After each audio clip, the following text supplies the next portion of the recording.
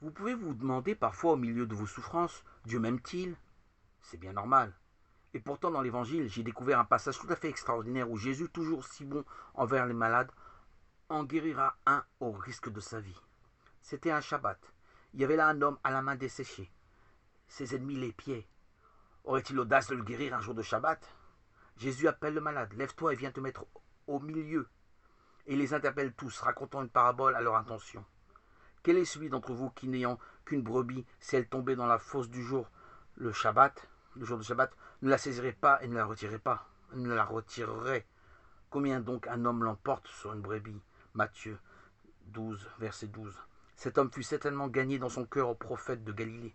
Avant même que d'être guéri dans son corps devant de telles paroles, il sait qu'il lui est plus cher que les brebis perdues ne l'est à son pasteur. Alors Jésus dit à l'homme, étends ta main. Et il l'étendit, et elle redevint sainte comme l'autre. Matthieu 12, verset 13.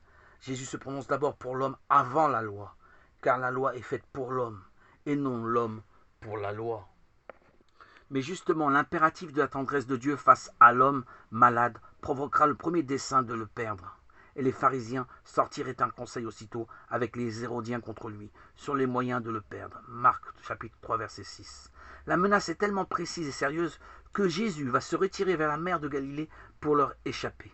Jésus, l'ayant appris, se retira de là, et beaucoup le suivirent, et il les guérit tous. Matthieu 12 verset 15.